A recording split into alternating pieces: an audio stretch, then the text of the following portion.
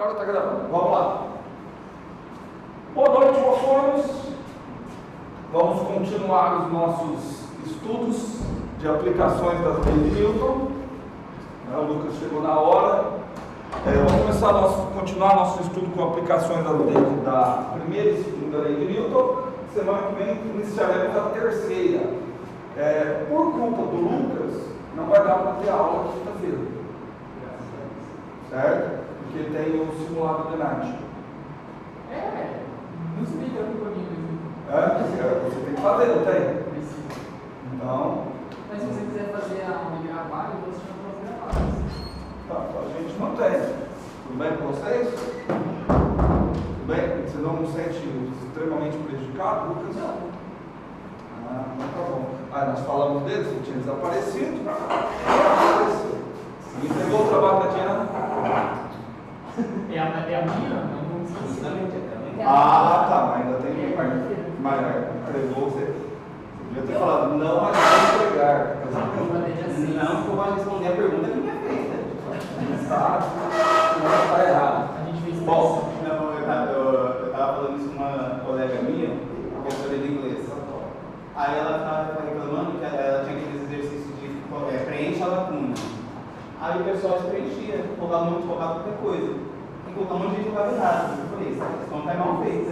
Porque está falando preenche a lacuna. Se eu preencher no coraçãozinho, você entendeu? preenche a lacuna. É verdade.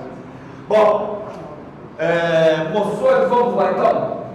Ontem a gente viu, essa última semana, a gente viu tudo sobre a força gravitacional. Inclusive eu tenho que falar uma coisa. Eu já vou lançando para vocês as questões das provas da prova. Certo? Já vou lançando, pelo menos a parte que é para fazer em casa. Tá? Então aí ontem eu tive a ideia de uma questão, já vou lançar com vocês. Já vou até avisar, tem a questão para vocês calcularem, né? Força gravitacional devido à distribuição volumétrica.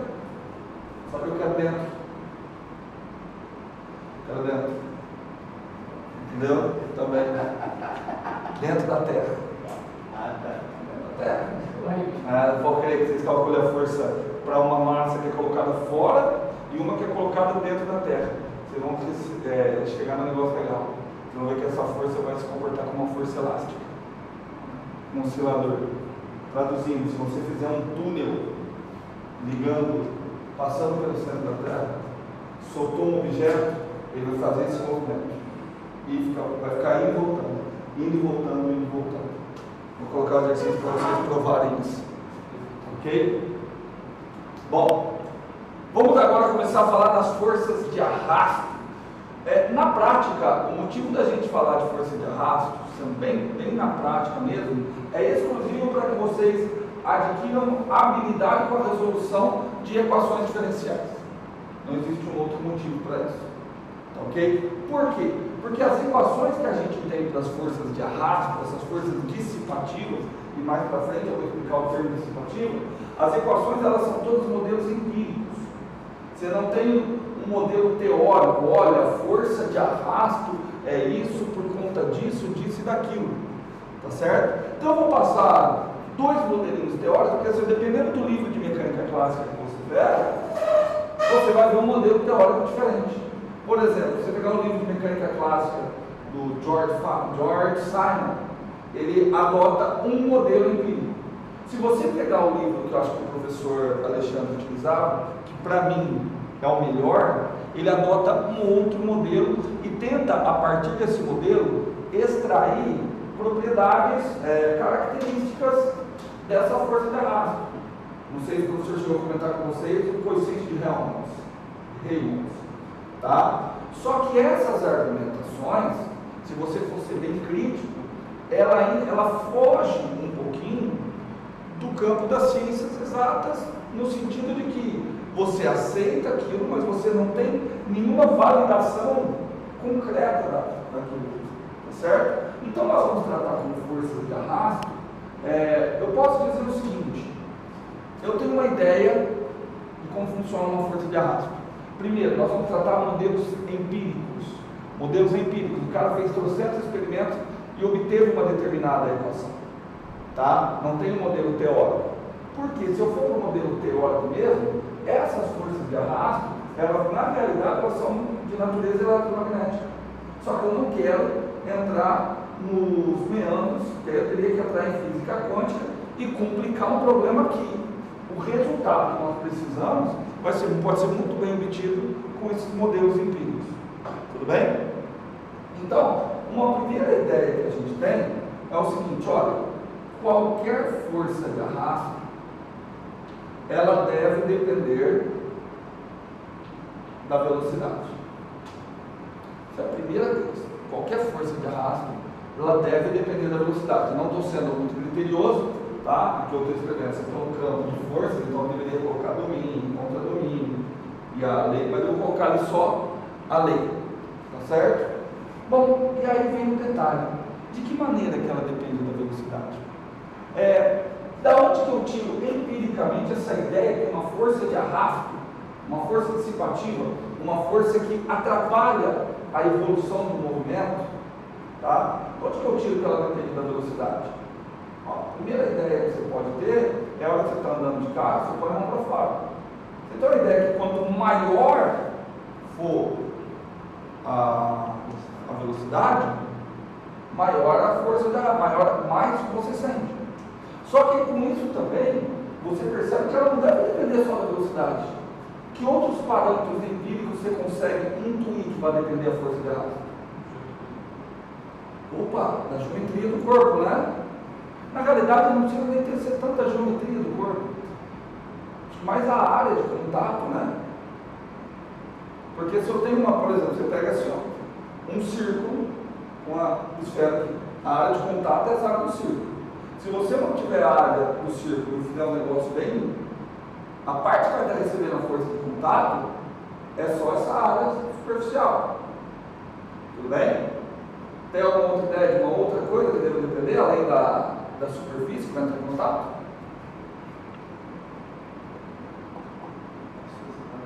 Nenhuma ideia? As características do fluido que Opa, as características do fluido, né? Perfeito.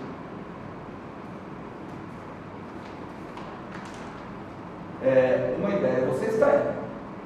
Uma ideia vocês têm que se eu soltar, ele vai cair assim. Se eu amassar, já contabilizei isso? Já. Que é a área de contato. Superfície de contato. Outra ideia. Vamos pegar duas coisas com a mesma superfície de contato. Certo?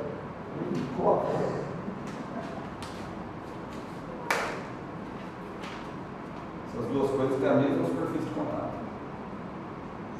Vai cair igual? Não. Tem ideia de qual é a outra grandeza que vai influenciar? A massa. Certo? A massa também vai influenciar. O Victor falou outra coisa: a própria propriedade do local em que eu estou, fluido. Presta atenção quando eu falo força de arrasto, não estou falando força de atrito, não estou falando disso daqui. Então eu estou falando força de arrasto, ela ocorre da interação de corpos com fluidos, tá certo? Então a viscosidade do fluido vai interferir. E é interessante que assim, a gente fala, a gente tem uma percepção muito intuitiva do que é a viscosidade. Não é nem minha intenção discutir o que seja a viscosidade, mas você tem uma percepção intuitiva. Você não tem uma definição clara do que seja a viscosidade, tá? Mas a viscosidade, você tem a coisa a perguntar: quem é mais viscoso, o mel ou a água? O mel, ele oferece. A gente pode até tentar definir que a viscosidade está relacionada à resistência, à força de arrasto que aquele meio é capaz de aplicar. Tudo bem? Então, e aí vem a principal característica. A força de arrasto, ela depende da velocidade, só que ela nunca vai auxiliar o ganho de velocidade. Em outras palavras, ela é sempre oposta ao versor velocidade. Ok? Sempre, em qualquer situação, ela está oposta ao vetor velocidade. E aí, um dos modelos que a gente tem é esse aqui, ó. Você vai escrever como, vou chamar de constante B, vezes módulo de V elevado a N. Tudo bem? O que acontece? Aparecem aí duas constantes. Aparece a constante B e aparece a constante N. Tá certo? Essas constantes vão nos informar algo acerca dessas propriedades todas que eu falei. Ok? Aqui o N está falando das propriedades do fluido. Mas de novo, está vendo que eu não consigo enxergar, vocês são obrigados a acreditar em mim, porque é uma coisa empírica. E nesse D está computada, sabe-se lá como, massa, está computado área, então é um valor empírico que vai computar isso daqui.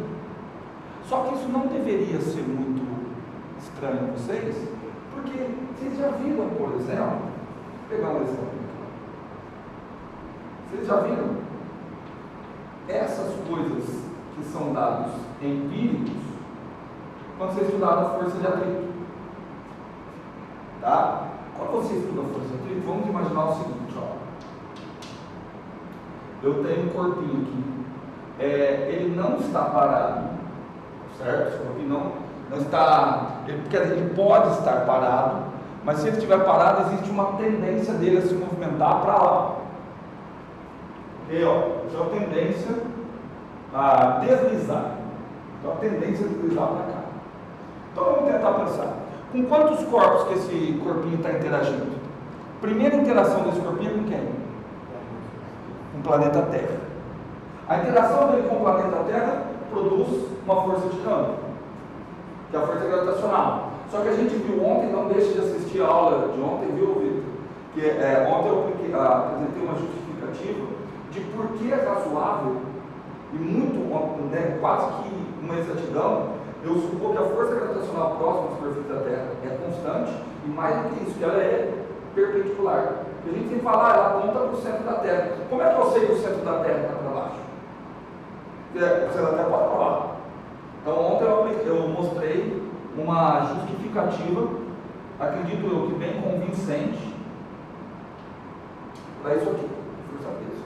Aí agora vem um detalhe que pouco aparece nos livros didáticos, inclusive em livros de ensino médio, e eu acho que a hora que vocês forem para o ensino médio da aula, vocês têm que colocar. Além de estar interagindo com o planeta Terra, ele está interagindo com o chão, com a superfície.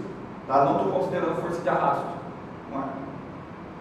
A interação dele com a superfície produz quantas forças? Uma. A interação entre dois corpos produz uma única força. Essa força, é o que a Mariana já falou ali, é a força de contato. Certo? Que é essa força aqui, ó. Na verdade, ele deveria falar duas componentes. Exato. Essa força aqui é a força de contato. Só que essa força de contato, ela vem inclinada. E aí, essa força de contato, eu decomponho ela em duas componentes. Uma componente que eu irei decompor é a componente normal. Normal significa perpendicular à superfície de contato. Cá está a componente normal. Cá está a componente paralela à superfície de contato. Essa componente paralela à superfície de contato é o atrito. Tudo bem? Estamos juntos? E aí eu quero, tá bom, e aí como é que eu vou calcular esse atrito? Como é que eu vou calcular essa? A componente normal está fácil de eu calcular para esse caso. Porque a componente normal é essa força que aparece quando você está calculando pressão. Certo? Até um outro detalhe. Quando vocês calculam pressão, o peso pela área, está errado. Força-peso é uma força de campo. Força-peso não exerce pressão. A pressão é exercida exclusivamente por força de contato. No caso da pressão que estamos calculando, é a pressão com pressão. A força de contato indica que está tendo um corpinho apertando o outro, força normal. Então, quando você está calculando, então aqui você consegue. E outra, a força normal, você percebe que não faz sentido eu querer buscar uma equação da força normal. Porque ela é uma força variável. Por exemplo, nesse caso aqui, ó, deixa eu pegar aqui para aparecer no vídeo. Nesse caso aqui, observa aqui. Tá só com o microfone da câmera. Bom, nesse caso aqui, a força normal é igual ao peso, né? Aí eu começo a apertar. O que acontece com a força normal que ela está recebendo? Agora é maior que o peso. Então, quanto mais eu aperto, maior a intensidade da força normal. Então, não faz sentido eu buscar uma equação para a força normal. Aí você vai falar assim, ó, eu poderia dizer a mesma coisa do atrito. Não, para o atrito já faz sentido. Como é que eu acho uma equação para o atrito? Aí você vai argumentar comigo que, de novo, vai ser uma questão empírica. A primeira percepção que eu quero que vocês tenham é o seguinte. Vamos ver se vocês estão bons de argumentação. Tenho a cadeira aqui, vou empurrar a cadeira. Consegui. Se eu conseguir, é porque a força que eu estou aplicando está excedendo ao atrito. Tudo bem? Se alguém vem e senta aqui, cuidado com a resposta, mas pode me responder o que vier na cabeça. Por que quando alguém sentar aqui e eu aplicar uma força, eu não vou conseguir mais empurrar se eu aplicar a mesma força? Porque você aumenta normal e aí isso. A ideia é a seguinte: a primeira eu vou recortar um trecho da sua fala só para falar que está errado. Tá bom? Mas antes qualquer pessoa fala, aumentou o peso. Nós vimos na aula de ontem. O peso é uma força que está em que direção? Vertical. Forças na direção vertical não alteram movimentos na horizontal. Então a fala do Vitor vai no mesmo sentido. O fato de eu alterar a normal, tudo bem? Só que eu sei que normal e atrito, que aí eu acho que é isso que o Vitor quer dizer, tá certo? Elas são componentes da mesma força. Então, se eu aumento a normal, com certeza quem aumentou? O atrito. Tudo bem? Estamos juntos? Então, um modelo empírico que a gente tem é o seguinte: eu imagino que aqui no chão, se eu der um zoom aqui no chão, é um modelo empírico, não. É um modelo pictórico, tá? E mais para ilustrar, é mais um modelo lúdico. É que no chão você tem várias ranhuras.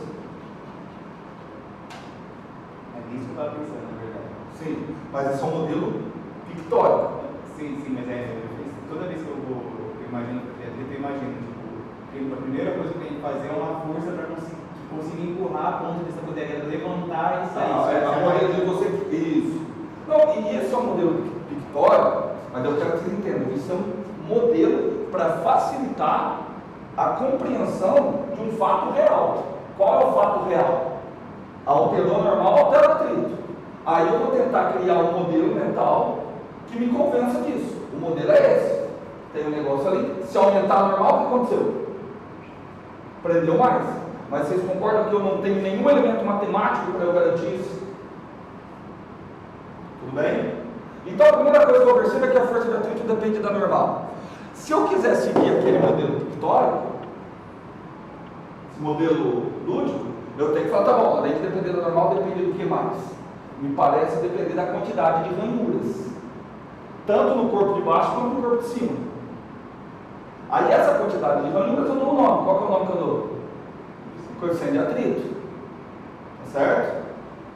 Então a primeira coisa que você percebe que quando eu vou falar em coeficiente de atrito, eu tenho que falar coeficiente de atrito entre duas. Não faz sentido dar qual coeficiente de atrito do gelo. Não faz sentido. Coeficiente de atrito gelo já faz sentido. Tudo bem? Então eu introduzo a ideia do coeficiente de atrito para satisfazer um modelo pictórico, um modelo lúdico. E aí a partir disso, esse modelo lúdico, que acaba sendo um modelo experimental, eu começo a tabelar valores. Mas perceba, eu não tenho nenhuma explicação teórica que fundamente isso. Certo? Ninguém nunca catou um microscópio que deu um zoom e viu essas ranhuras. Certo? Outra coisa que acontece isso é no calor específico. Quando a gente estuda, sabe, quanto mais calor você fornece no sistema, mais aumenta a temperatura. Aí você dá um número que vai caracterizar. Esse número você chama de calor específico. E aí você tabela o calor específico. Só que você não tem nenhuma justificativa teórica. Por que o calor específico da água é maior que o calor específico de um metal, por exemplo? Tá? Porque foi uma coisa que você colocou de maneira não artificial, mas experimental. Tá? O Einstein fez isso, tá? A segunda física quântica. O Einstein justificou porque o calor específico se comporta dessa forma. Mas aqui, fala. Esse exemplo me ajuda até a explicar algumas coisas, só que assim, não inteiramente, né? Por exemplo, do porquê que o coeficiente de atrito cinético costuma ser menor do que o estático. Eu já penso, se ele está em movimento, ele não entra. Ele já estudou. Ele não encaixa de novo. Só que aí já é meio lorota, eu fico pensando, mas no caso quando é só um pouquinho de diferença, será que não vai ter velocidade para ele encaixar? Aí você teria que justificar também, então, como é que se eu der um piteco ele sai correndo, por que ele para e volta para o estático? Mas ele é um modelo lúdico que ele é muito bom, porque você pode perguntar, tá bom, por que se eu lixar as coisas o atrito diminui? É que ele põe uma coisa, você lixou aqui, você acabou. Por que se eu passar uma cera? Certo? Você completou as ranuras. Mas, olha que legal. Olha que legal. Só desculpa, mas não. Mas só não me ajuda a compreender, a explicar uma coisa. Por que o coeficiente de atrito sempre tem que ser menor que 1? É aí que eu quero chegar. Certo? É aí que eu quero chegar. Aliás, de novo, entenderam a pergunta? A pergunta do Vitor Hugo, ela tem um erro. Quem falou que ele tem que ser menor que 1? É porque todos os exercícios que você trabalha, esse coeficiente de atrito é menor que 1. Bem? Eu vou explicar isso, e aí isso eu consigo uma justificativa matemática. Bom, vamos lá? Eu vou escolher esse ângulo aqui, chama esse ângulo de θ. Bem? Escolhi aquele ângulo ali, chamei aquele ângulo ali de θ. Tá vendo que eu formei um triângulo retângulo? Primeira garantia que você tem de θ é que ele é menor que 90. Quem é θ? É o ângulo entre a componente normal da força de contato e a própria força de contato. Então, meus amiguinhos, você pode perguntar, tá bom, por que você escolheu esse θ aqui e você escolheu esse? Eu já mostro. A Aldemir escolheu o que quiser. Não. Quem é a tangente de θ? Cateto oposto ou cateto adjacente? O cateto oposto é o módulo do atrito. Cateto adjacente é o módulo da normal. Olha, meu povo, achei uma forma para calcular o módulo do atrito. Módulo do atrito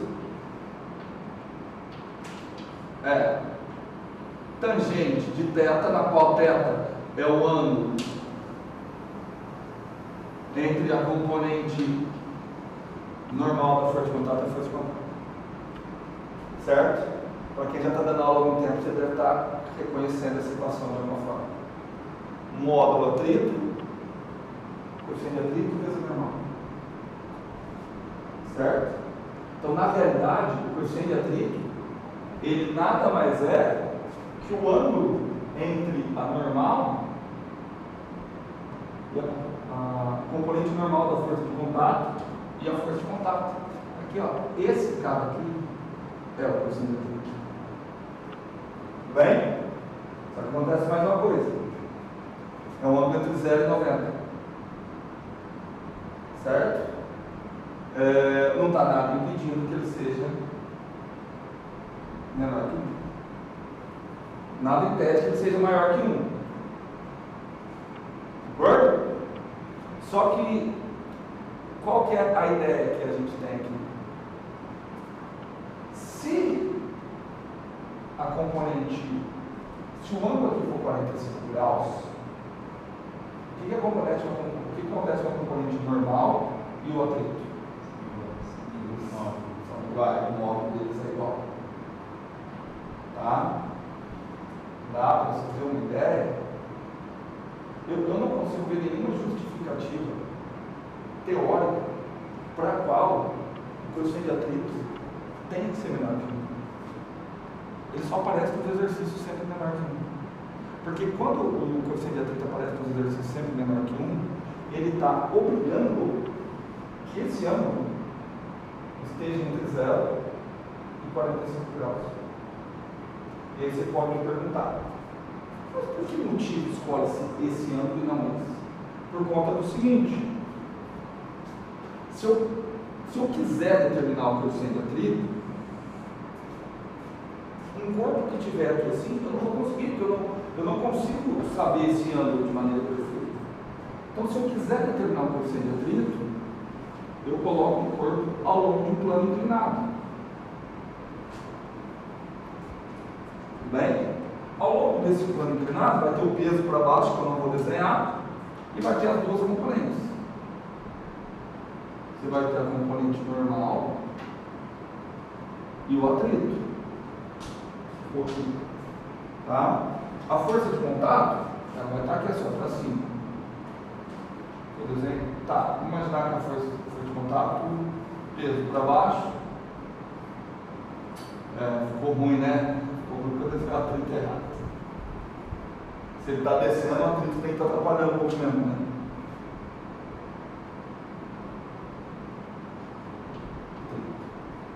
Certo? Então estão aqui as duas componentes. Quem eu falei que é o ângulo θ? O ângulo θ é esse cara aqui.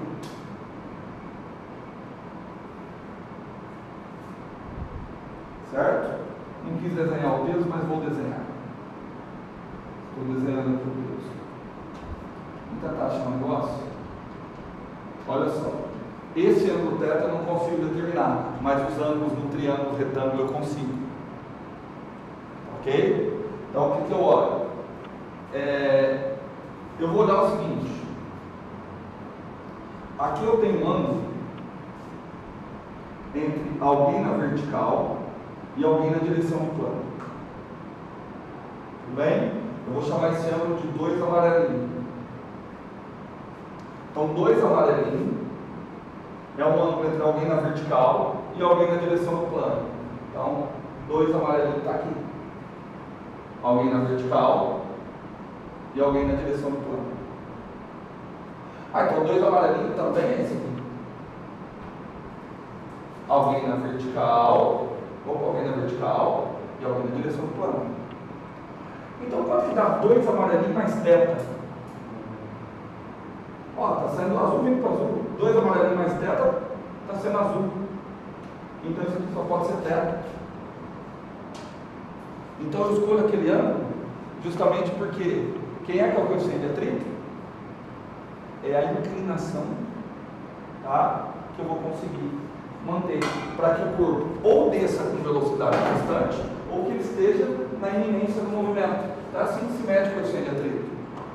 Bom, assim que se mede, assim é uma das maneiras. Tá? Você vai erguendo, ainda não iniciou. Ó, aqui por exemplo, aqui já passou de 45. Para mim o coeficiente de atrito ali já está maior. Não passou ainda? Então vamos descer aqui. Ó, aqui está na iminência do movimento. Tudo bem? Então aqui, a tangente desse ângulo é o coeficiente de atrito estático. Entendido? Certo? De novo, matematicamente, vocês conseguem ver alguma razão para que o coeficiente de atrito seja sempre menor que 1? Matematicamente não, mas sensorialmente, sei lá, eu consigo imaginar que não faria sentido se aplicar uma força no sentido e aí ele te complicar com uma força ainda maior do que a força que você está aplicando. Não, isso não vai acontecer. Isso para mim não faria sentido. Agora, não, tá certo. matematicamente. Vamos pensar aqui. Quem é a força que tenta acelerar esse corpo para baixo? P seno θ. Então, P seno θ tem que ser igual a atrito. Tudo bem? P cosseno θ tem que ser igual a normal. Mas não tem motivo. Vamos pensar em outra coisa? Você conseguiu um sistema que o coeficiente de atrito, o ângulo está 30 graus. Show de bola. Aí você vai e joga cimento nesse local. Você vai conseguir imaginar mais que 30. Eu não consigo imaginar. Assim, agora eu estou falando sério, eu não consigo imaginar um motivo. A ideia que a gente tem que o coeficiente de atrito é sempre menor que 1, se deve ao fato que em todo exercício ele sempre aparece menor. Não só em exercício, eu já vi muito texto afirmando isso. Mas ele explica? Não, eu já vi assim como observação, tipo, o coeficiente de atrito. Ó, boa questão para a prova. Certo? Mas sabe o que é interessante isso que o Vitor está falando? Você vê como é que a gente se acostuma com as coisas e a gente simplesmente muitas vezes acaba repassando as informações sem questionar. Esse é um questionamento que eu tenho há algum tempo, mas não sei porque eu me acomodei com essa informação. Acredito eu que não deva ser, mas talvez a justificativa, aliás, vou melhorar. A justificativa pela qual o coeficiente de atrito sempre tem que ser menor que 1, se é que existe, ela não pode ser dada por esse modelo que a gente criou. Certo? Porque ao passo que eu estou dizendo isso, olha só o que eu estou dizendo. Se o coeficiente de atrito não pode ser menor que 1, eu estou dizendo que o módulo da normal vai ser sempre maior que o módulo da atrito. Estou dizendo isso? Certo? Só que, de novo, não me é intuitivo imaginar por quê? Porque uma força é vertical ou horizontal. Certo? Então, afirmar, aliás, olhando para a equação, fica muito claro, né? Dizer que isso aqui é menor que 1 é dizer que o módulo da atrito é sempre menor que o módulo da normal. Agora, precisamos de uma justificativa. Bom, vou pensar nisso. Talvez exista um modelo mais completo, que aí não vai ser um modelo empírico que vai nos justificar. Ok? Então, tudo isso para discutir esse modelinho aqui. Tá certo? Só o que a gente pode fazer? Cara, esse N também, esse B, o que a gente pode fazer é o seguinte, cara, eu posso expandir isso daqui numa série de potências. Porque, olha, eu vou trabalhar com isso daqui. Com vocês eu posso falar com bastante tranquilidade. Vocês já fizeram problemas trabalhando com atrito no qual aquele N é 2, né? Trabalharam, vou falar o nome, arrasto quadrático. Não trabalharam? Um atrito no qual aquele N é 2? Então, cara, o que a gente pode fazer? E quando vocês fizeram o arrasto quadrático, as equações foram amigáveis? Nem um pouco, né? É nem um pouco amigável. Por quê? Porque você cai num sistema de duas equações, só que esse sistema ele é um sistema acoplado. E resolver sistemas de equações diferenciais acoplados não é uma coisa simples. Ok? Então o que nós vamos fazer? Eu vou pegar essa equação e vou expandir em série de potências. O que é expandir em série de potências? É eu escrever ela como um polinômio. E aí eu passo a interpretar cada item desse polinômio. Tudo bem? Então eu poderia escrever, vou voltar aqui, vou até colocar aqui. Então, expandindo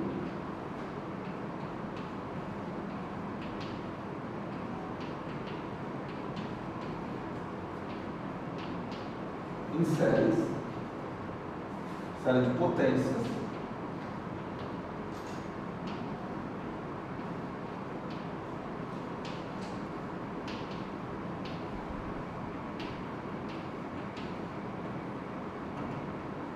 vamos lá, como é que vai ficar? Bom, se eu vou expandir uma série de potências, eu vou fazer isso aqui, ó. Eu vou escrever F de V, ó, já vou escrever um aproximadamente.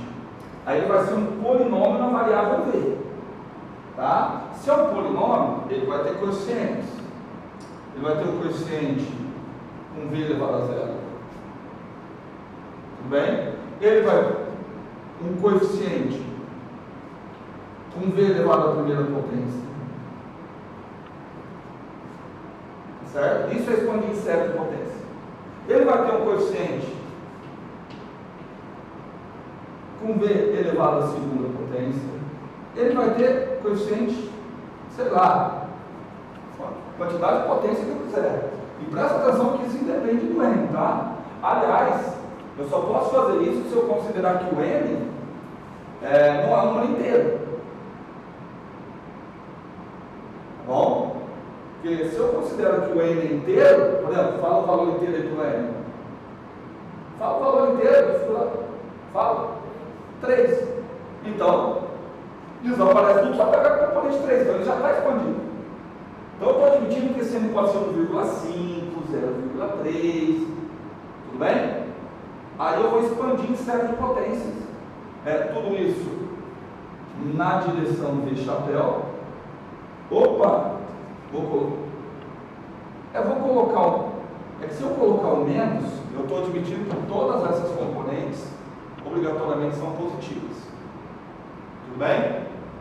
Tem um motivo físico para colocar isso. Ok? Junto? Agora vamos analisar as possibilidades. Alguém olha para mim e fala qual o valor da constante A. Porque A, B e C são constantes. Alguém me diga, por favor, o valor da constante A. Pensa aí, porque agora é teórico. O A tem que ser 0. Por quê? Só existe força de arrasto se tiver velocidade relativa entre o objeto e o fluido. Se a velocidade for nula, quanto tem que dar a força de arrasto? Se a velocidade for nula, quanto tem que dar a força de arrasto? Tem que dar 0. Pô, mas se a velocidade for nula, anula aqui, anula todo mundo. Então quanto tem que ser o A? 0. Porque se o A for qualquer coisa diferente de 0, eu estou falando que o corpo para e aí ele vai embora. Ah, mas o vento levou. Tudo bem, mas se o vento levou, existe velocidade relativa. Tudo bem? Ok? Então o A tem que ser 0. Eu vou parar só nesses dois. Se você tiver essência no final, não tem que ser igual. Verdade. Eu estou. Entendeu o que o Vitor falou? Como eu deixei aqui uma resistência, eu estou indicando que as potências seguem. Olha, é igual. Só que aí eu vou fazer o seguinte, cara. Eu vou tomar apenas para valores de velocidades no qual eu possa dispensar as potências de maior ordem. Certo? E aí vai existir só a potência de ordem 1 e a potência de ordem 2. E aí vem mais um detalhe empírico, que é o seguinte: uma das duas sempre vai sobressair. O que significa eu dizer que uma das duas sempre vai sobressair? Que a razão B por C, ou ela é um número muito pequeno. Se ela for um número muito pequeno, quer dizer que isso daqui não está ajudando. Ou ela é um número muito grande. Se a razão por B por C for um número muito grande, quer dizer que eu posso dispensar isso aqui. Tudo bem? Posso tentar resolver com as duas? Problema? Posso. Mas não é o que nós vamos fazer agora. Tudo bem? E aí cabem estudos de, tá bom, mas o que significa esse B e esse C? Tá? Por exemplo, o C, que é o coeficiente do termo quadrático na expansão em série da velocidade, ele está relacionado à inércia que o próprio fluido vai exercer. Porque para o corpo andar entre o fluido, o que ele precisa? Ele precisa jogar o fluido para o lado e ocupar aquele espaço que antes era ocupado pelo fluido. O C é uma medida disso. O B já é um número que está mais vinculado com a viscosidade. Vocês devem ter visto isso, não vou aprofundar, vocês já ouviram esses comentários com o professor Alexandre, certo? Tudo bem, Vitor? Tranquilo até aqui? Tá? Então, o que eu estou colocando a mais que não aparece lá no livro é que aquilo ali eu estou entendendo como a expansão séria desse tema. Tudo bem? Ok? Então vamos começar a analisar o nosso primeiro movimento. Vamos fazer o primeiro e único. Para vocês ficarem felizes, é só para ficar bem feliz mesmo, principalmente o Lucas que veio chorando. Não vou analisar o arrasto quadrático, tá? Vou analisar só o arrasto linear. Tudo bem? Problemas com equações diferenciais acopladas, eu vou deixar para melhor, né? Não, problemas que vão dar equações lineares acopladas, eu vou jogar quando a gente for trabalhar com campo eletromagnético, fica mais legal. Então vamos fazer o seguinte, então vamos fazer um exercício só e vamos embora. Fazer um exemplo só. O exemplo que eu vou fazer é muito parecido com o que a gente fez ontem. Ok? Ó, temos aqui um sistema de referência. Ó, vai ser um lançamento oblíquo. Eu poderia colocar o sistema de referência x, y, z, mas eu vou colocar só x, y, porque vocês são preguiçosos e vocês falaram ontem que vocês preferem só x, y, certo? Então aqui está x, aqui está y. E eu vou imaginar que a bolinha foi lançada. Tá? Então eu comecei a analisá-la. Ela está aqui inicialmente em uma posição x0. Vou aumentar isso aqui, né? Depois eu falo sobre isso para vocês e isso não vale.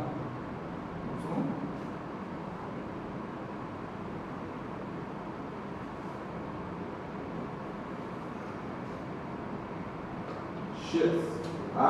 Então aqui está a posição inicial, que é a partir da qual vou começar a analisar x0 e y0. Eu comecei a analisar aqui. Nesse instante, esse corpinho tem aqui uma velocidade v.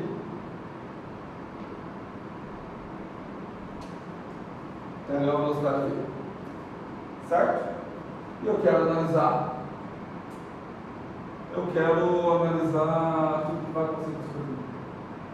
Quero analisar a trajetória, quero escrever o movimento. Primeira coisa que eu preciso ver, Mateus, todas as forças que atuam nesse corpo. Primeira força que atua nesse corpo é fruto da interação dele com o planeta Terra. Portanto, primeira força gravitacional, que na superfície da Terra é a força peso. Espero que vocês percebam que eu desenhei a velocidade, o vetor velocidade fora do corpo. Certo?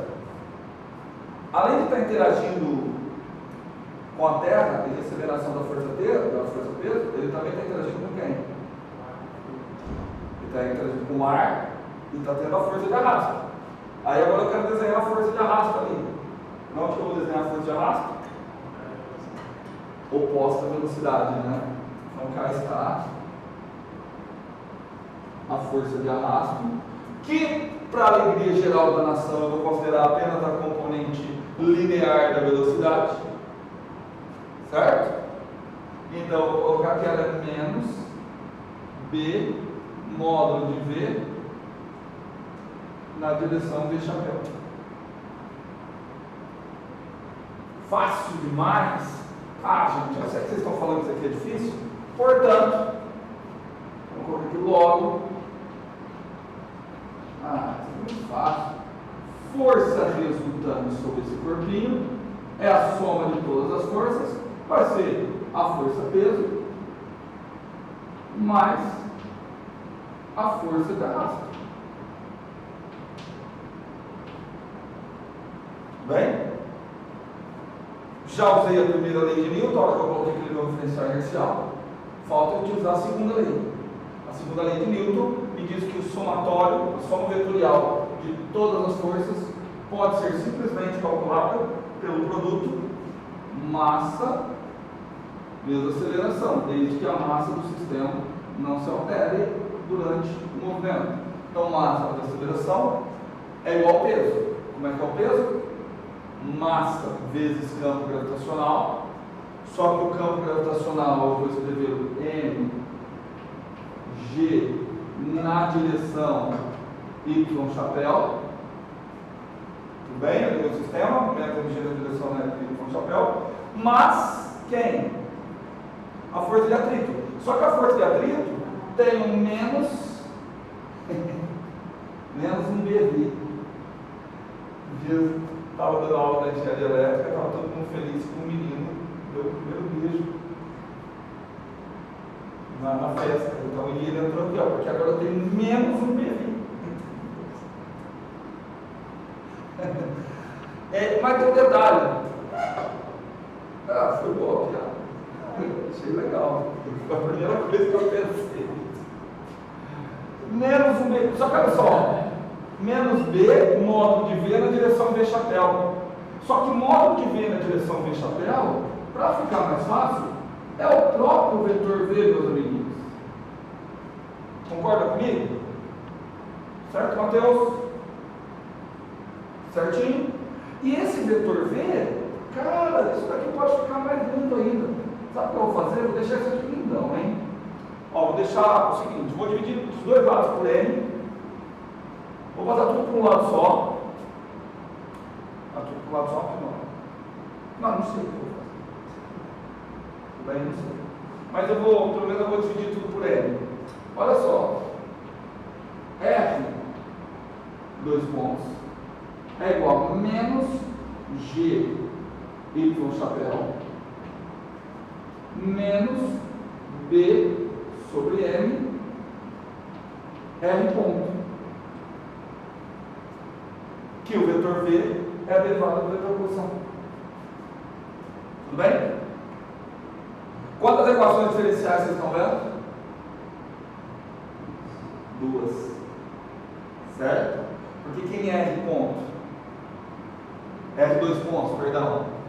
R dois pontos é X dois pontos na direção X chapéu, mais Y dois pontos na direção Y chapéu.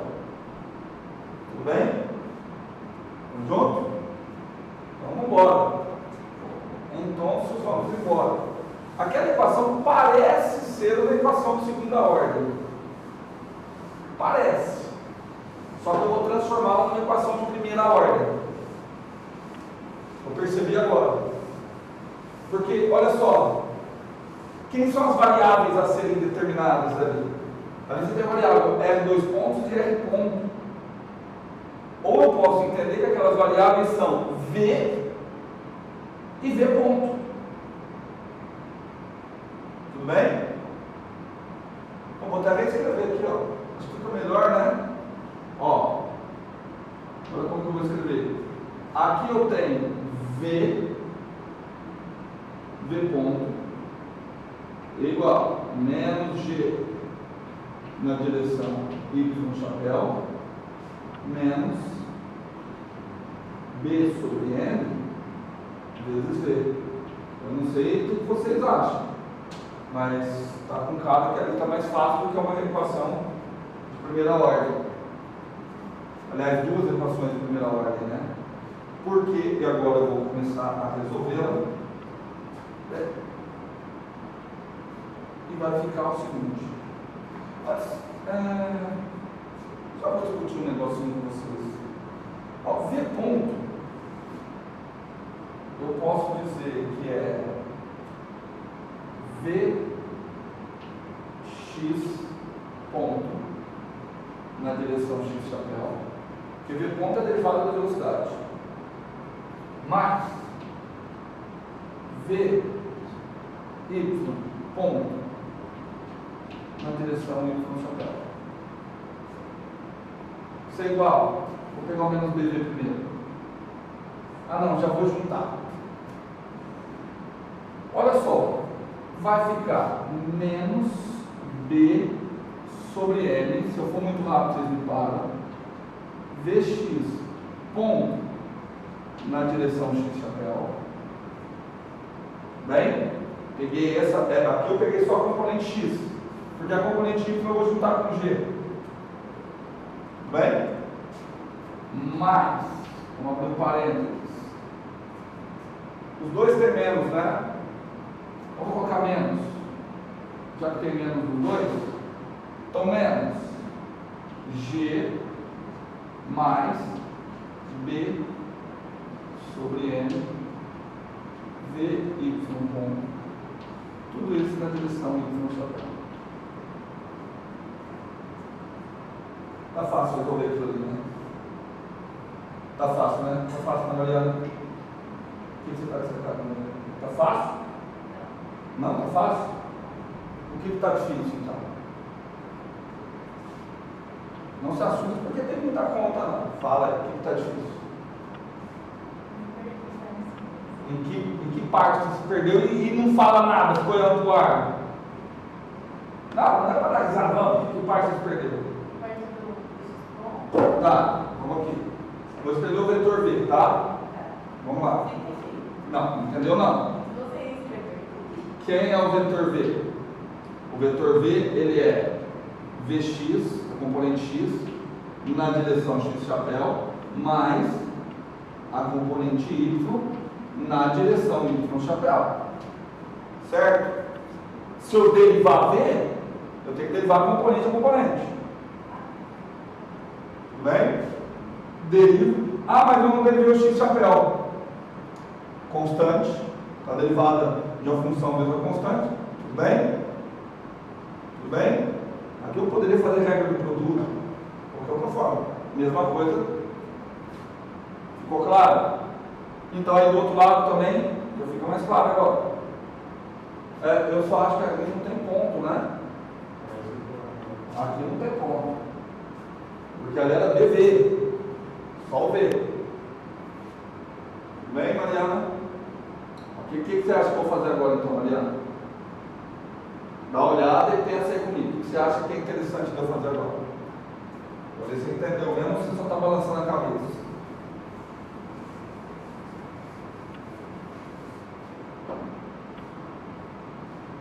Alguém dá alguma ideia do que eu vou fazer agora? Eu vou separar o que está acontecendo na coordenada x do que está acontecendo na coordenada y. E vou resolver duas equações diferentes. Tudo bem? Eu vou resolver aqui. Em x. E aí eu não vou trabalhar mais com a notação vetorial. Em x o que eu tenho? Eu tenho que Vx ponto é igual a menos D sobre M Vx. Tudo bem? Vou ensinar vocês a resolver essa equação de cabeça. Tudo bem? Eu já quero sair com o resultado dela sem mais delongas. Vamos lá? Comigo. Vamos ler isso aqui. Eu tenho uma função que, se eu derivar, se não tivesse esse menos b, é uma função que, se eu derivar, dá ela mesma. Qual é a função que, se eu derivar, dá ela mesma? Exponencial, no caso de t, né? Eu estou derivando em relação a t. Só que não está dando ela mesma. É a função que a derivada está sendo proporcional a ela mesma. Todo mundo concorda que vai ter um exponencial ali. Então, vamos concordar. Concordam comigo? Então vai ter isso aqui, ó. Vx de t vai ser igual a uma exponencial de alguma coisa vezes t. Tudo bem? Só que quando eu derivar, tem que dar proporcional a ela mesma. Tudo bem? Como é que eu derivo a exponencial de modo a aparecer alguma coisa aqui na frente da exponencial? Mexendo no argumento. Então, essa proporcionalidade, ela tem que aparecer no argumento.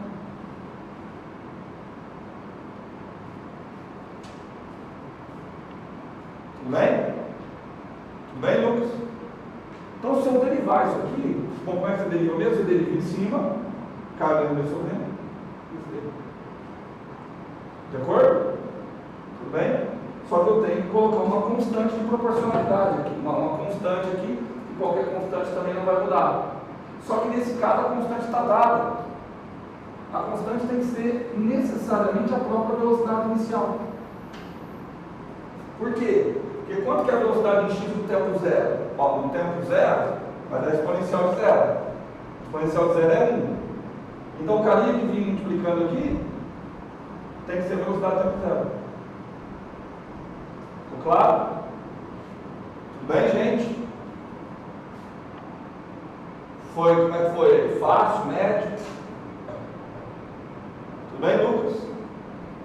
Cara, isso daqui é um negócio muito legal. Porque a questão da exponencial, é um aluno da elétrica que perguntou de onde que surge o E. Guarda essa pergunta, que hoje eu estou sem um pouquinho menos tempo. Na quinta-feira, eu quero discutir mais aprofundadamente de onde que surgiu e o que tem a ver com o movimento. Uma das maneiras de surgir o E é quando eu faço essa pergunta. Como é que eu vou descrever? Eu quero descrever o movimento de um móvel cuja velocidade é igual à posição. Certo? O movimento de um móvel cuja velocidade é igual à posição. Ou o movimento de um móvel cuja velocidade é proporcional à sua posição. Aí vai ter que ser dado por uma exponencial. Tudo bem? Bom, daqui vocês também já conseguem deduzir. Vamos ver se a gente consegue. A posição x de t. Vamos ver se a gente consegue deduzir a posição x de t. Vamos lá. A posição x de t, ó, eu sei que se eu derivar a posição, eu tenho que voltar na velocidade, né? Então a posição tem que ser de alguma forma, tem que conter isso aqui. Tudo bem? Então vocês concordam comigo que na posição, de alguma forma, tem que ter a mesma exponencial? Gente, se eu estiver indo com argumentos muito complicados, vocês me falam que eu faço essas integrais todas. Tudo bem? Então, mas peraí. O que tem que acontecer? Quando eu derivar isso, eu tenho que cair nisso. Tudo bem? Bom, se eu derivar isso aqui, no que eu caio? No que eu caio se eu derivar? Vou soltar aqui. Menos B sobre M, mas ali não pode ter menos B sobre M. Então, como que eu corrijo isso? Coloco um menos M sobre B aqui, ó.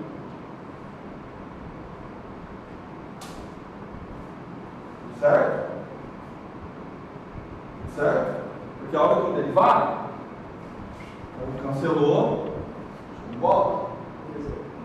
Ah, e o V0, como que eu faço? Não, coloca só o V0 é uma constante. Tudo bem? Tudo bem? Coloca o V0.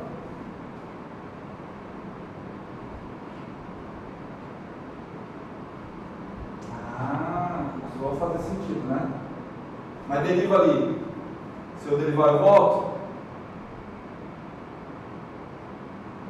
Se eu derivar, eu volto. Se eu derivar x de t, eu tenho.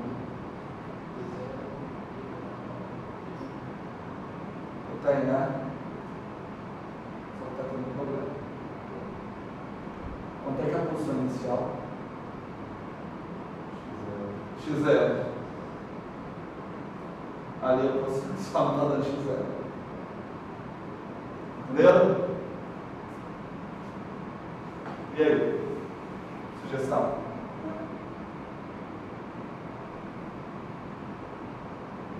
Você poderia falar assim: não, professor, é só eu somar um x0 aqui, ó.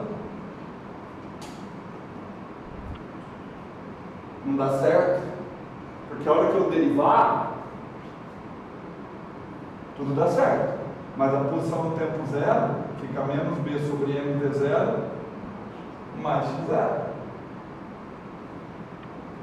Entendeu? Eu vou fazer o seguinte, ó. Vou apagar tudo isso. Eu sei que deve ter um exponencial de menos b sobre m vezes t. Aquilo ali eu sei que tem que ter. E tem que vir alguém multiplicando. Só que quem é esse alguém que tem que vir multiplicando? Obrigatoriamente. x0. Tudo bem? Esse alguém que vem multiplicando, obrigatoriamente, tem que ser x0. Só que ele tem que ter uma relação que a hora que eu derivar também só sobra o v0.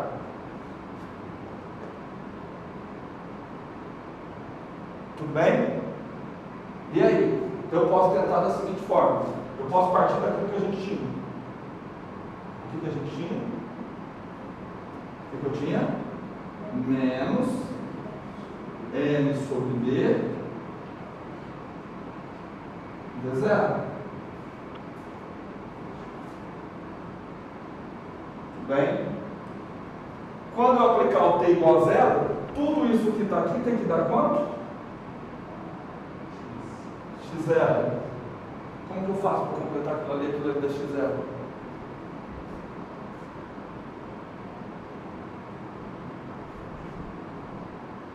Não foi? Se não foi, eu vou na força bruta. Guarda isso daqui, eu vou aqui no canto, eu vou na força bruta, tá? Aí não vai dar para fazer a coordenada em y hoje. Não tem problema. Quinta-feira estamos aí. Vamos dar uma olhada. Ó. O que eu tenho ali? Ó? X ponto. Vou escrever de outra forma, só para eu operar. O que eu tenho? dx dt igual v0 exponencial menos b. Se a gente somar teria se assim o texto. Não, agora é força bruta. Depois da força bruta a gente volta aqui. Tudo bem?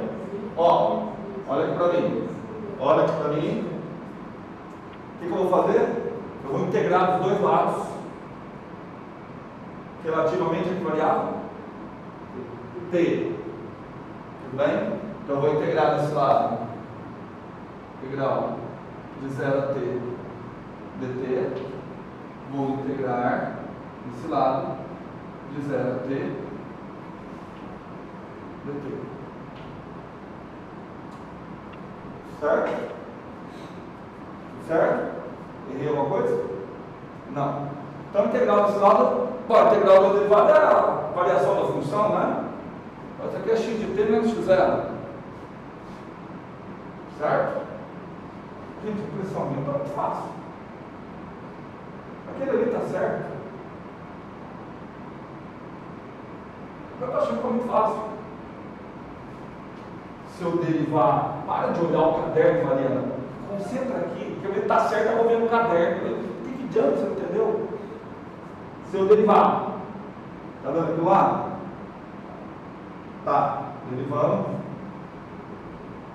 Tá dando. Então, se eu derivar, está dando aquilo lá. Menos b sobre m vezes a própria função. No teto zero. Parece que está perfeito. É porque está muito fácil. Vamos lá. X de t menos x0 igual a quanto? Uma primitiva, né? Qual é a primitiva disso? M sobre B.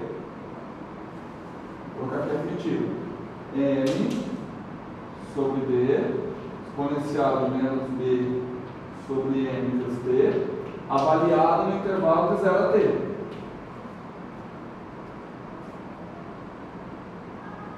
Bem? Quanto vai dar? Vai ficar M sobre B exponencial de menos B sobre M vezes T menos, aí no zero vai dar M sobre B. M sobre B. Concordo? Sobre B. Aí eu só passo o x0 para lá, né? Ah, então era só isso? Era só colocar menos M sobre B mais x0?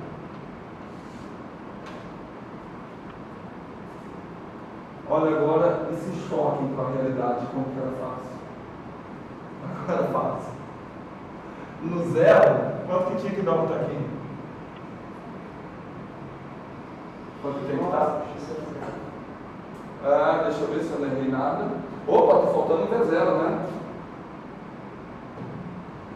Ah, tá. V0. E aí mais o X. Menos. Menos não, aqui vai ficar menos. Mais. Gente, é para vocês chocarem, tanto que assim, talvez um monte de conta apaga na nossa cabeça as coisas que são óbvias. Olha só, quer ver? Está ali o resultado, mas olha aqui para mim. Quando for zero, isso aqui vai dar 1. Quanto é que tem que dar isso aqui tudo? X0. Sabe como que eu faço tudo isso aqui? Dar X0? Eu somo mais, quanto está lá? V0 M sobre B mais X0. Seria a minha primeira tentativa. Tudo bem? Pronto aqui. Certo? Que vai dar, a hora que eu fizer aqui, isso aqui vai cancelar. Esse cancela com esse, só fica X0. Tudo bem? Só está tendo um problema. Só está tendo um problema que ele não está. Ele não está entrando multiplicando. Está ficando D0.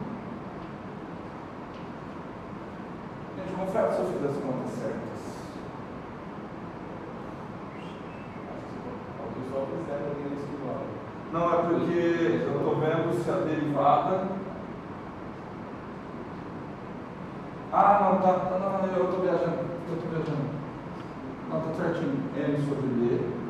Exponencial de menos B sobre M vezes T. Eu quis dar uma coisa multiplicando, né? Mais M V0 mais não menos M V0 sobre B mais X0. Tudo bem? Legal com a escadinha, né? Melhorar isso aqui. Já é difícil de visualizar sendo feito correto. Menos. Quanto? Já me perdi. N. V0 M sobre B. Mais X0. Pronto. Show de bola. Tudo bateu, né? Tudo bateu. Eu vou resolver em Y aqui. E aí eu vou pegar esses resultados. E aí eu vou discutir esses resultados na aula de química. Ok? Discutimos na aula de química. Certo? Em Y uma coisa não é tão simples. Eu vou montar a equação em Y e eu quero que vocês identifiquem o que tem de diferente da equação em Y da equação em X. Bom? A equação em Y ela está assim, ó. V Y igual menos G mais sobre M.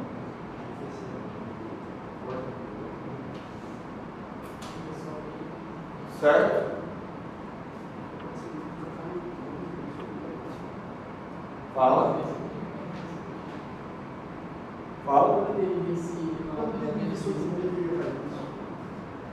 Cai no quê? Nessa equação X. Sim, cai. Derivado aqui dá zero. Isso aqui é constante.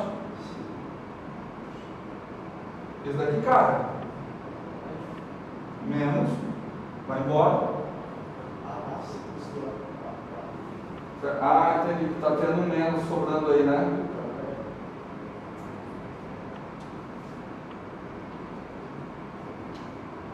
Certo? Agora bateu, né? Agora não tem mais menos sobrando. Então aqui é mais.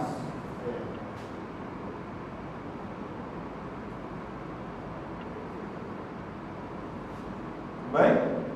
Agora tá certo? E aquela linha Y? Como que resolve? Nossa sugestão. Primeiro, compara a de X com a de Y. Qual a diferença? Parece uma constante somando. Então nós vamos trocar. Bom, eu vou fazer um truque que vocês fazem muito em integrais. E ele pode ser feito aqui também. Eu vou pegar tudo isso. Teria outros métodos, tá? Só que teria um outro método que seria o método de... chama fator integrante, só que eu acho que ia complicar muito. Eu acho que esse método que eu vou usar aqui é mais fácil. Pega essa quantidade, G mais B sobre N VY, G mais B sobre N VY, eu vou chamar de... escolhe uma letra aí, vai. A J é difícil, ainda vai que eu vou fazer J com. Chama de S. Casa. Tudo bem?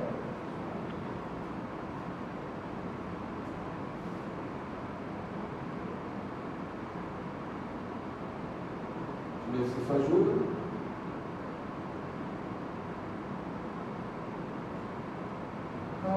Deixa eu ver se isso ajuda. Não está me ajudando, né? Se eu derivar a casão, quanto que dá se eu derivar a casão? Olhando aqui, ó. Se eu derivar a casão, vai dar P sobre M, certo? Olha aqui, ó. Olha aqui. Vamos ver que talvez daqui ajuda, ó. Se eu derivar a casão, ponto, é igual. Quem que é igual a casão ponto? B sobre M VY ponto. Pior que eu acho que ajudou. Bem? Bem ou não? Olha como que eu acho que isso ajudou. Porque aí o que ficou então? V Y ponto é igual a M sobre B vezes quem? Casão ponto. Bem?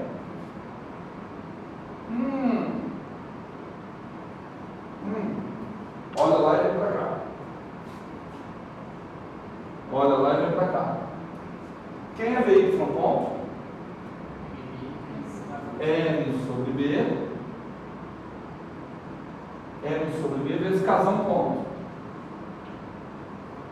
Eu vou passar para o outro canto.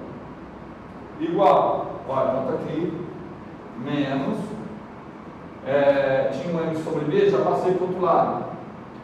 B sobre M. Bem? Vezes. O menos. O que é isso? G mais B sobre M VY. G mais B sobre M VY. É o cara.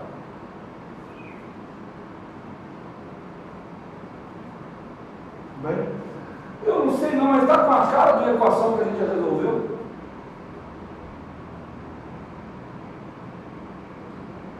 Não está com a... Oh, foi boa minha ideia. Foi boa minha ideia. Porque aqui, ó ficou a mesma equação. Certo? Ficou a mesma equação. Então ela está resolvida.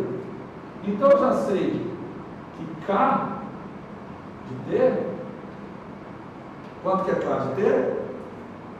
K de T vai ser um K0, depois eu descubro quem é esse K0, exponencial menos B sobre M vezes T.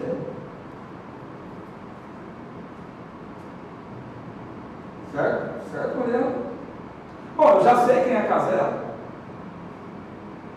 K0 é G mais B sobre M vezes 0, Y.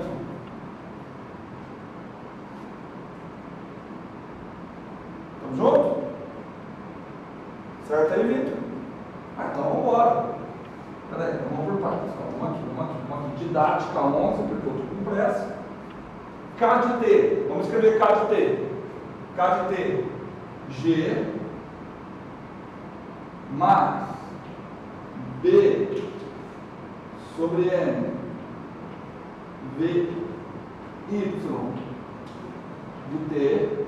Pronto, vou K. K de T é isso. Igual.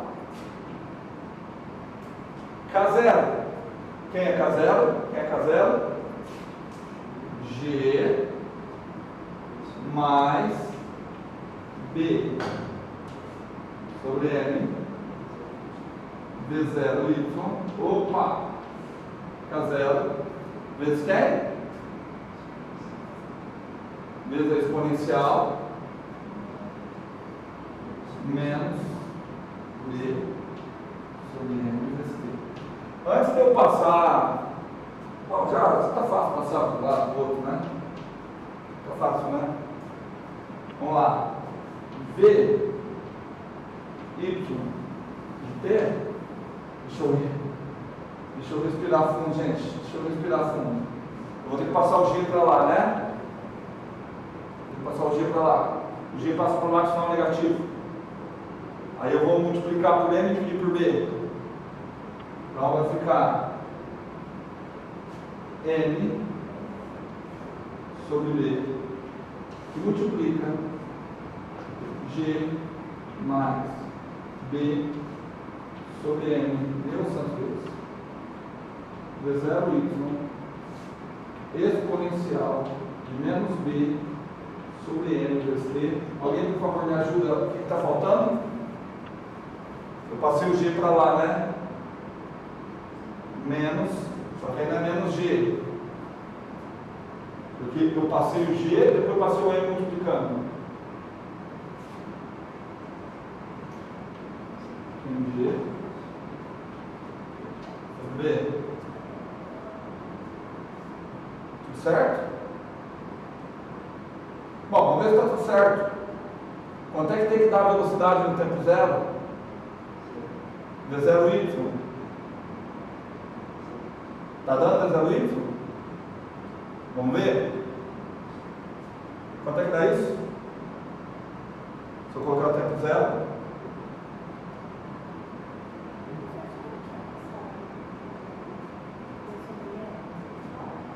Mas primeiro eu tive que jogar o G, né? Primeiro eu joguei o G, menos G, depois passei o M multiplicando, depois passei o B dividindo. Tá? Então vamos lá. T igual a zero, fica exponencial de zero. Exponencial de zero, 1. Fechou? MB vezes G, menos MB vezes G. Tchau. M com M, tchau. B com B, tá. Opa. Certo? Vamos ver se eu derivar. Se eu derivar, eu tenho que obter a própria equação da velocidade, né? Se eu derivar, eu tenho que obter G mais B sobre M vezes V. Na onde? Opa! Parece que sim. Aqui eu errei na hora de passar? Errei. Então menos. Consequentemente aqui então menos. Então essa aqui tem que ser mais. Certo? Na hora que eu vim para cá, deixa eu saber de onde vem mais.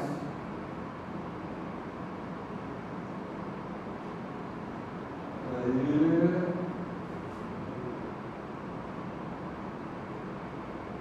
Eu não estou enxergando de onde vem mais, mas vai ter que ter um mais. K ponto menos B sobre MK. Ah, tá aqui, ó. O problema tá aqui. K ponto. Aqui eu coloquei B sobre M. K ponto. Como é que eu cheguei nesse K ponto aqui, gente? Eu já estou perdido. Você viu o cara que Ah! Eu derivo K. Obrigado, Vitor. Então, VY ponto é M sobre BK ponto. Perfeito. VY ponto. Ah, vai ter um problema. O problema não é aqui não. O problema é aqui, ó.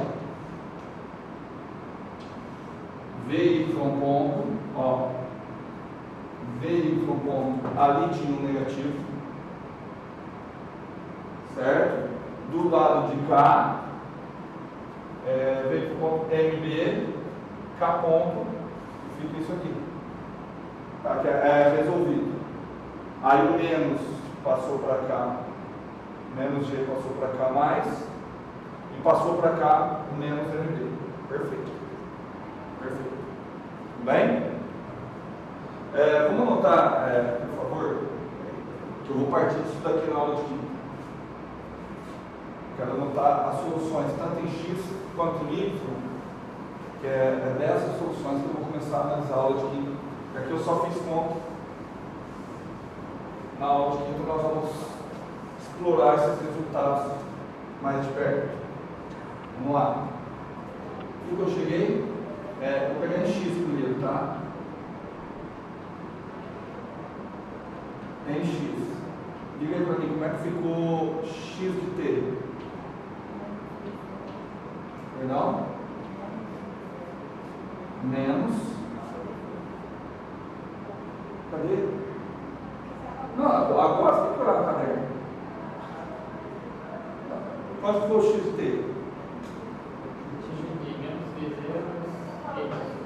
Ah, estava aqui.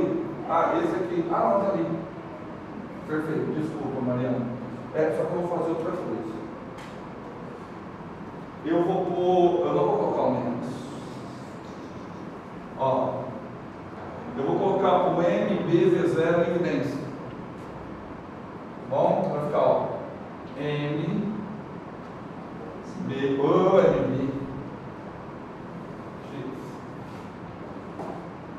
M, obrigado, Mariana, sobre B, V0, que multiplica quanto? Multiplica, lá naquele é 1, menos, exponencial, menos B sobre M, vezes T, mais x0. Bem? Eu vou fazer o seguinte, eu vou escrever o V de T olhando para ele, que aí eu vejo se ele faz sentido, tudo bem? V de T vai ser igual, ó, a derivada disso dá zero, a derivada disso dá zero, menos MB caiu, vai ficar mais, vai cancelar aqui, V0 exponencial de menos B sobre M vezes T. Confere aí com vocês se deu certo? Deu certo? Vamos analisar isso aqui. O que foi, Matheus? Qual é o negativo? Esse aqui? Aqui, ó.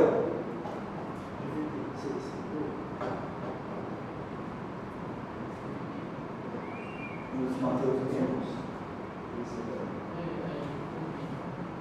aqui, ó, Matheus, ó, não tinha menos, é zero. Eu coloquei MB vezes zero evidência, ou menos ficou. Ó. Vamos pegar em Y ficou aquela equação monstruosinha ali, né? Dá para melhorar também aquela equação do V, porque eu ainda não achei a posição em Y, né? Temos que achar Deus, tanto Deus, em Y. Vamos ver o que ficou em Y.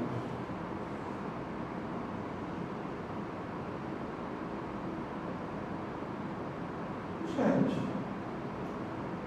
Ah, não, não é impressão minha, não. Falei, cara, será que eu fiz tanta burrice assim? Não fiz tanta burrice, não. Nossa, que susto. Eu estava pensando, será que dá para eu cancelar isso com isso? não dá porque está multiplicando exponencial, né? Então vamos lá. VYT. Cara, achar a posição Y aqui, essa é uma tarefa um pouco hércules, hein? Eu vou tentar. Vamos lá. Bom, não tem o que fazer, né? Eu só vou fazer o seguinte, eu vou fazer essa distributiva aqui que eu acho que fica mais fácil, tá? Vou ver aquela distributiva, vai ficar o seguinte, ó. Menos, estou jogando ali para dentro, MG sobre B mais V0 ali, vamos lá.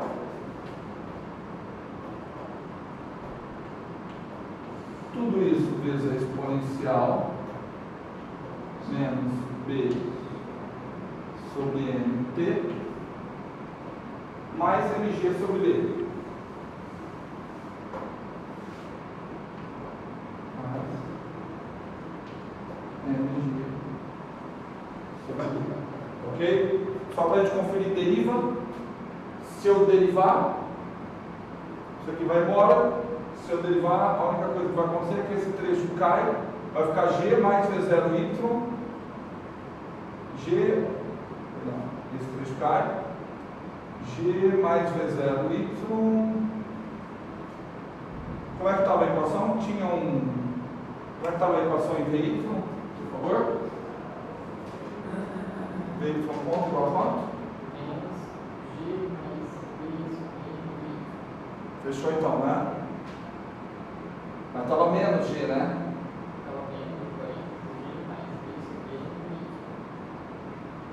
Tá positivo. Não. V0Y estava V0Y igual a menos G. Então ali não está batendo. Então aqui é o mais. E aqui é o menos. Deve ter errado algum sinal aí. Deu mais que deu menos. Certo? Então aí depois vocês verificam aí alguma passada. Vou tentar fazer de cabeça aqui a posição inicial, a equação da posição, o y de t. Não é algo muito difícil. A gente dá para a gente dar uma forçada. Porque eu sei que eu tenho que derivar e voltar nisso aqui. Vamos lá. Y de t. Bom, ó, essa primeira parte parece que não, mas essa primeira parte está fácil. Isso daqui é constante, não é? Isso aqui sobrevive. Fala uma primitiva disso.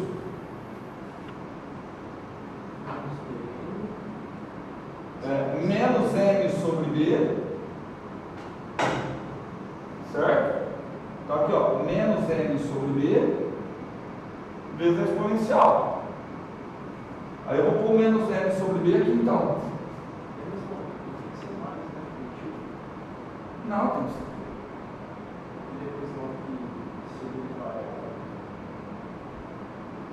Ah, tá. Peraí, vamos ver. Tem que ter um exponencial, entendi, menos B sobre M vezes T. Certo? Quando eu derivar, estou certo? Quando eu derivar, ele tem que vir para cá. Positivo. Então, para ele vir para cá positivo, aqui tem que estar um menos M sobre B. Confere aí comigo, Mateus. Que hora que eu derivava? Menos quer para cá, menos mais. Aqui fica 1. Bem? Aí eu teria aqui um N G sobre B mais V0Y. Confere se essa primeira parcela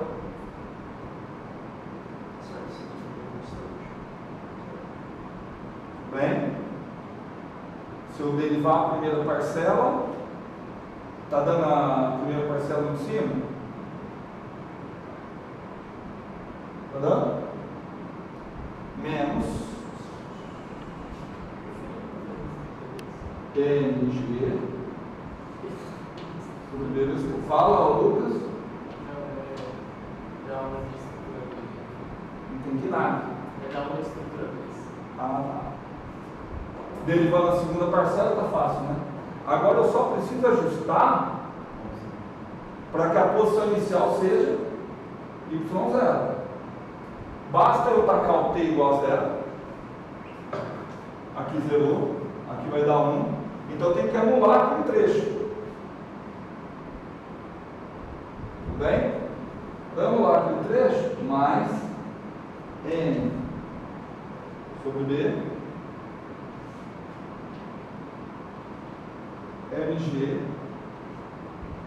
sobre b mais d0y. Aí agora sim mais y0. Ou equação mais comprida que esse pedacinho de foto.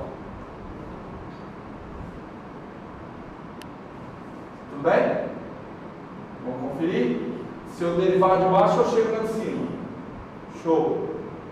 No tempo 0, aqui dá 1, aqui dá 0, aquele trecho está negativo, trecho está negativo, y0. Pronto. Acabou. Guardem essas equações, nós vamos partir delas na aula da semana que vem, na aula de quinta. Certo? Então vamos partir dessas equações pequenininhas aí. Certo, Matheus? Trabalhoso, mas não é difícil não. Nada difícil. Vixe, nós passamos pra caramba da hora.